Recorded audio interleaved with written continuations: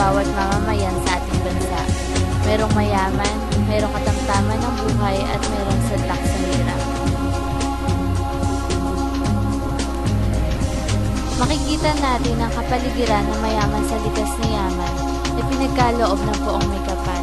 Rinagura ang perlas ng silangan ng mga dayuhan. Ngunit natatago sa likas na yaman ang kahirapan at panganib ng mga magsasaka at mangingisda ng ating bayan.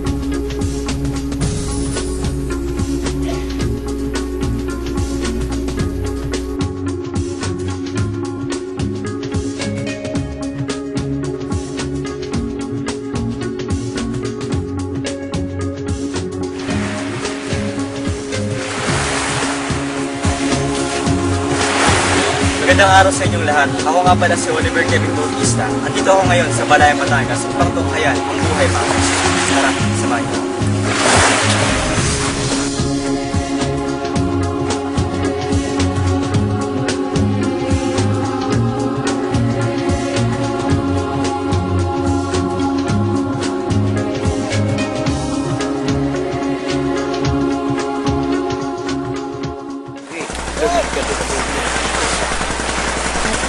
Natin ngayon ang kanilang hikaos na buhay.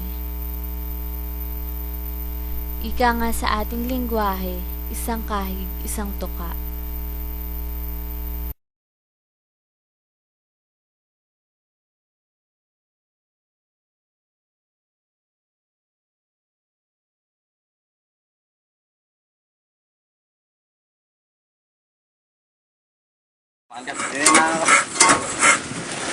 This is how to start the engine.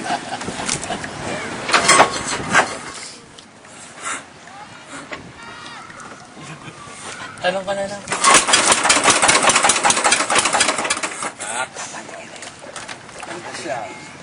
Shy ka masyado ah. Kaya Kaya pa yata ka. Bawal ang pinapanood. Mamayang bang. Bawal kasi pinapanood dyan eh.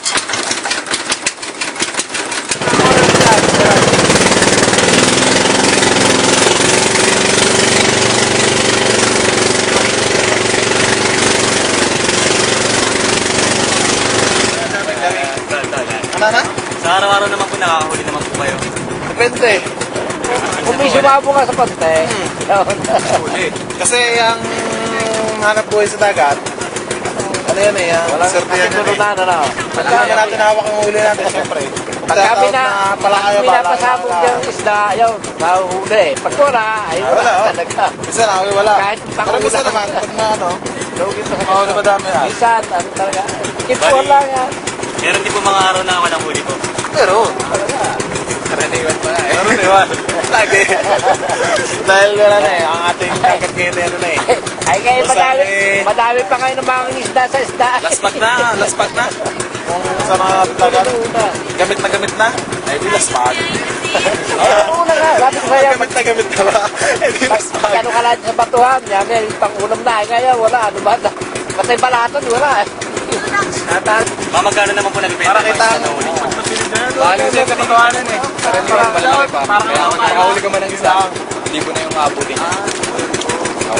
Isang beses din po lang huli, malaki po ito. Oo naman. Kaso lang, hira. Baga sabi nga nito, ano na, laspag na. Laspag na.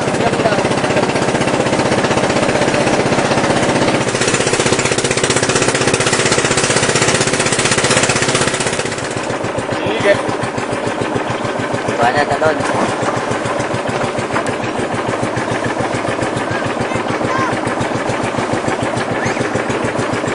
Sabi na kumain na lang eh.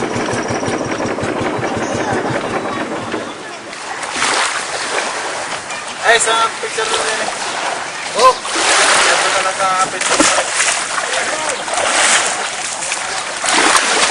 Hoy! Pangit ka yan.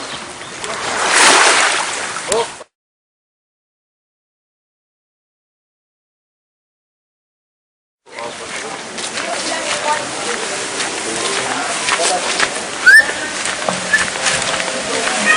Na umaga po. Ilang umaga po. Ilang umaga po.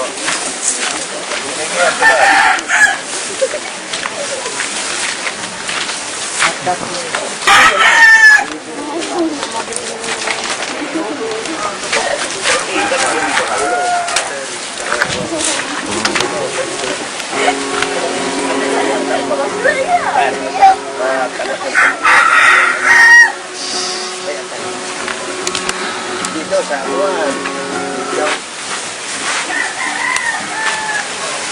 Kaya, ang pinabuhay ko sa mga anak ko, yung dagat, pangangawin lang.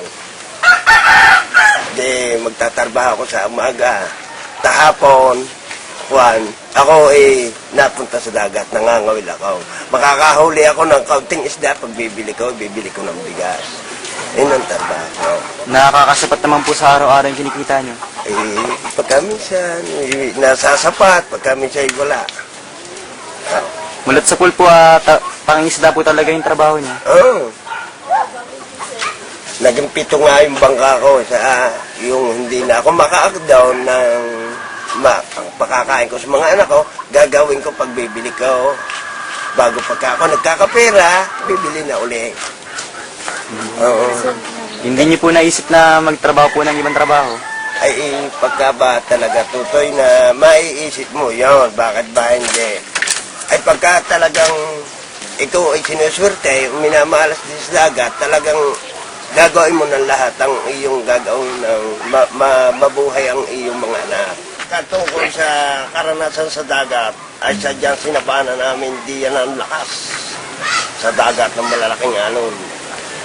Na sakay kami doon sa bangkang, di ba may nakikita kayo sa TV na may layag. Kampupunit na. Ang inaagapan namin makapunduman lang kami. Ay, sadyang malalaki ang alaw. Ay, talagang Diyos na ngayon tatawagin. Kaya namang dinanas ko yon para mabuhay ang aking mga anak. Ay, talagang, pagka sa dagat, nakaw, Diyos ko po. Gaano po ba kahirap ang trabaho ng isang mangingisda? Abay, sadyang talagang mahirap. Hindi lang. Oh, hindi lang ang inyurana.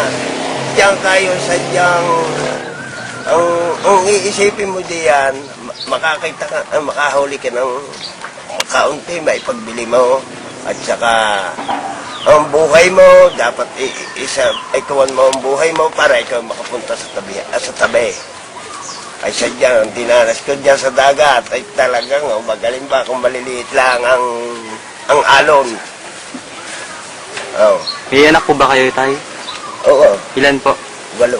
Hello. Lahat naman, Kakanti nga eh. na susuporta naman po pag-aaral nila. Ay pagka minsan, talaga mga anak ko, hindi makatapos. Sa kulang nga, ang aking tuwan. Ibig nila makatapos. Ay, sabi ko, paano ko yung makakatapos? Ay kulang din naman ang aming kita. Hindi maglabada nga si Commander. Ay, kuha. Eh, hindi makasapat eh. Hanggang ngayon naman eh, talagang ko na eh. Kaya ako nakapahingang garni, ako minilalaban na. Ay di, tapos ng isang araw na walang kita. Paano po tayo pag wala po kayong huli, paano niyo po nasusuportahan yung mga pangangailangan niyo? Tulad po ng pagkain. Ay di, hahanap naman ako ay bubuhay naman sa mga anak ko, mapakain lang. Pero hindi naman sa masama, sa maganda lang. Nakapag-aaral po ba kayo, tay? Ay ako ay nakapag-aral ng grade 5 lang.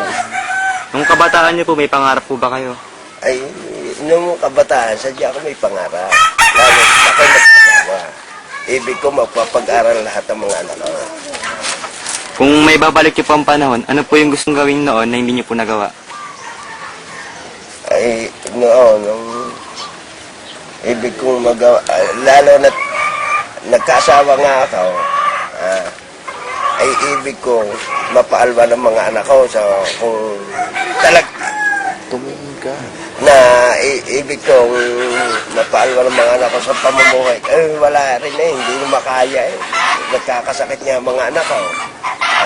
Pati yung bahay ko, hindi ko na mapagawa. Talagang ginagawa ko ng lahat ang magagawa ko para lang sa ko.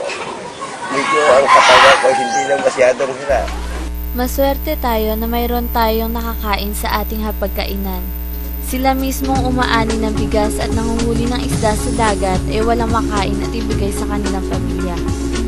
Buhay nila ay nasa panganib sa tuwing papalaot sa dagat dahil sa mga alon na kanilang sinusuong. Bago sumikat ang araw, di natin alam kung sila'y babalik pa o hindi na.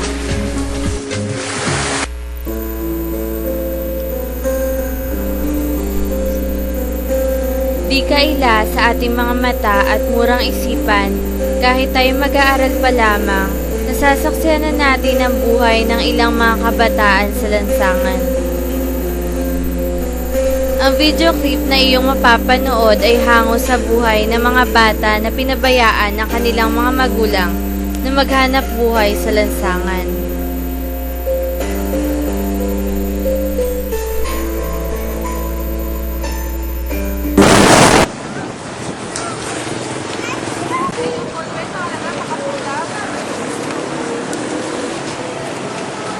Magandang araw, ako si Angelica Jan B. Cuevas. Andito tayo ngayon sa simbahan ng Immaculate Conception sa Balayan, Batangas upang masaksihan ang buhay ng mga taong kadalasan natin nakikita sa labas ng simbahan at sa lansangan.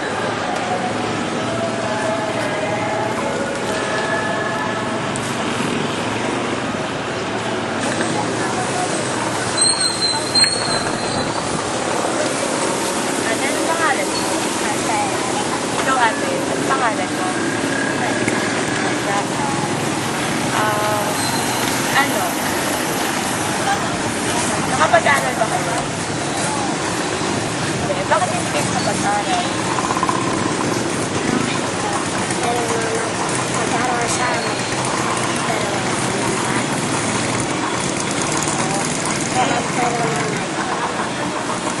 Naglasan ba yung mga magulang mo? Nag-aantay.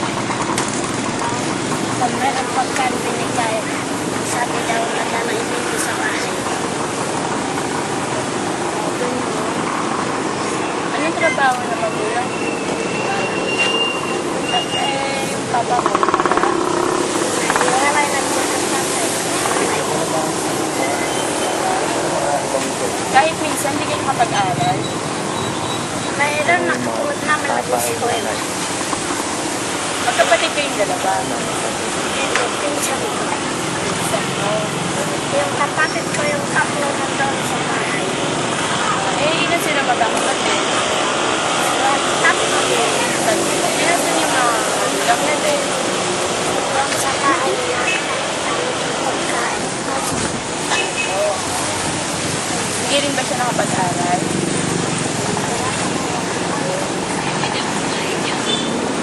Eh, ano pinagbubuhay niyo? Mainit. Hindi. Mamalimos kayo. Pag linggo na wala kami dito, sa Cebuan.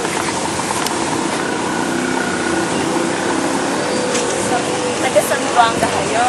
Hindi ang layo niyo pala. Paano kayo napunta dito sa Batangas? Eh, kasi may babae. May kaibigan kami. Bachaw din. Radyo din. Marami doon sa dagat. Sa dagat. Kupu-kupu. Hindi kayo nangingisda para Bili kami sa palengke. hindi kayo nanguhuli para dagdag na pabuhayan nyo. Nakulit kami pero malalim. Ka na. Hindi mo alam kung ilang taon ka na. Eh, hindi mo rin alam kung kailan ang birthday mo, kung kailan kayo pinanganak. Wala rin, hindi ko binigyan ng ano.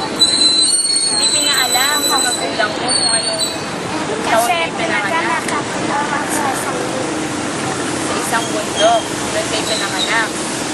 hindi dito. Hindi dito. Isang bundok yun. Sa Maynila. Maynila. Eh, ikaw, Hindi marunong din. hindi din. Kasi wala pa kami hindi kami pumapasok. Hindi pumapasok. Yung katulad namin na alam ng mga. Eh, kung may pagkakataon kayo mag-aral, mag-aaral ba kayo? Pagsisikapan nyo para makatapos kayo. Ba't hindi kayo pinag-aaral ng magulang nyo? Meron na sa amin, pero hindi kami na. Maraming salamat. Hindi kayo marunong magsulat at magbasa.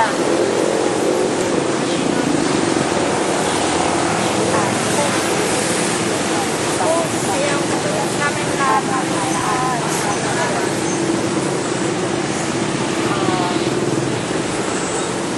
Kung ano, kung bibigyan kayo ng isang kahilingan, anong gusto nyo? Bibigyan kayo ng isang kahilingan, anong gusto nyo?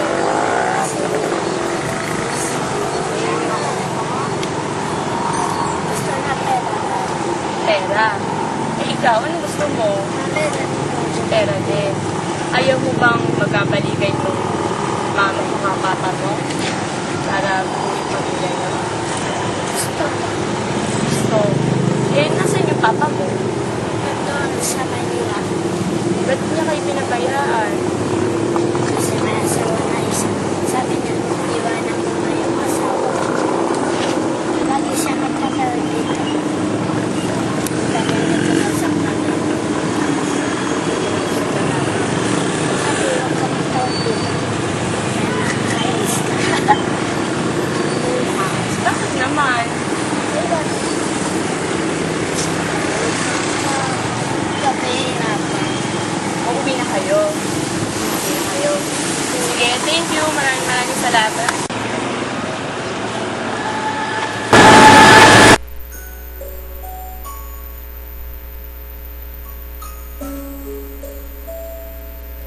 Noong una, ang dokumentaryong ito ay isang simpleng proyekto lamang para sa amin. Ngunit habang kami ay lumalayo sa aming pinagmulan at narating ang aming paroroonan, nakausap ang aming bawat paksa, nabatid namin na ang dokumentaryong ito ay isang salamin ng buhay na maaari nating kahantungan. Ika nga ni Mang Punso, kung maibabalik lamang ang nakaraan, di ganitong buhay ang nais niyang makamtan. Maswerte tayo sa ating buhay na mayroong mga magulang na gumagabay, handang magsakripisyo makatapos lang tayo sa ating pag-aaral. Buo man o iwalay ang ating pamilya, matiwasay nilang itinataguyod ang kanilang mga anak.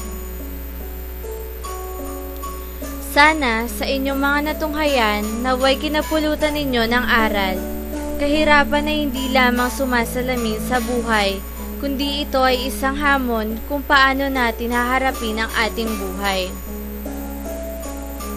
Panginoong may kapal ang ating gabay sa ating tagumpay. Kaya sa aming mga kamag-aral na ngayon magtatapos, isang hakbang na lamang ang ating pagsisikapan. Kaya huwag gawing dahilan ang kahirapan upang tugatog ng tagumpay sa huli ating makamtan. Siyempre, di kailangan matapos sa ganyan. Palalagpasin ba namin ang pagkakataon na nakita namin ang ganda ng kalikasan? Panoorin nyo na lang. Oliver, ano masasabi mo dyan? Sa tubo? Sarap grabe, the best. Katululawan. Oh, ano ang haba ng parang gutom na gutom ka? Game. Putulin ang sedula! Kagatin mo, break mo. Well, ano masasabi mo? Mahal kita. May teacheron po Sino yun? Sino naman yung sasabi mo? Kaya na nag-iisip sige. Ano masasabi mo? Kabado ako, boss. Kabado. Ayun mo pag-test. Okay, test. Sige na. Okay. Magandang araw sa inyong lahat. Ako nga pala si Oliver Kevin Bautista. Halina't silipin natin ang buhay sa dagat. Mas may iwan yung view ng dagat. Tapos ka. Naka-steady na, huwag mo nang gagalawin yung zoom kasi manggaganon yun. Oo nga, alam ko. Hindi, nagkalinlangan kasi masyado malapit si Oliver. Parang pangit. Huwag mo na lang zoom. Pababa. Yung ka ulit sa may question mark. Sagutang. Nakatingin ako sa lapag, ha? Ayos lang.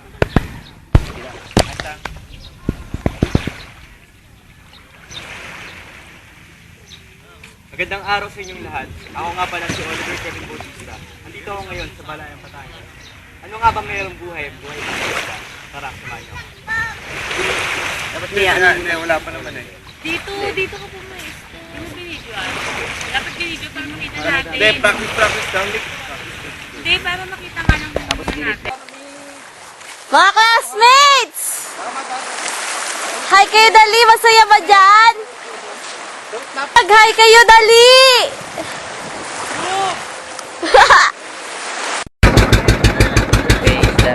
Kuya, kaway naman. Kaway naman.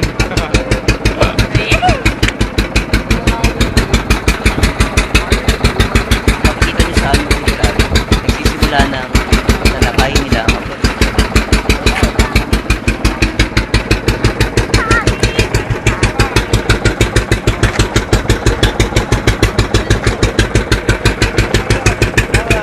Tapos tayo mag-docu, pauwi na kami.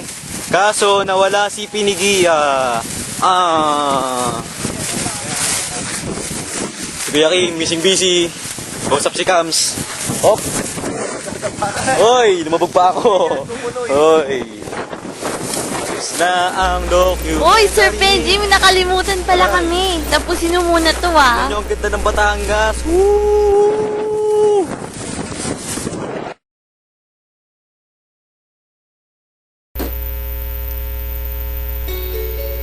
Huwag din natin kalimutan ang hirap ng trabaho ng ilan sa ating bayan, ang mga nagsisilbi ng tapat sa ating lipunan, gaya ng mga senador, congressman, gobernador at lokal na punong bayan, papatupad lamang ang batas sa Pilipinas. Bigyan pugay natin ang ating mga sundalo na nagbubuwis ng buhay para sa katahimikan ng ating bayan. Ang mga pulis na nagbabantay sa libu-libong mamamayan. Mga traffic aid, metro aid, bus driver, jeepney driver, lahat na ng driver. Mga doktor at nurses na nangangalaga ng ating kalusugan. Makikita din natin sa kanila ang kahirapan, hindi sa estado ng kanilang buhay, kundi sa tungkulin na kanilang sinupaan na tapat na maglingkod sa ating bayan.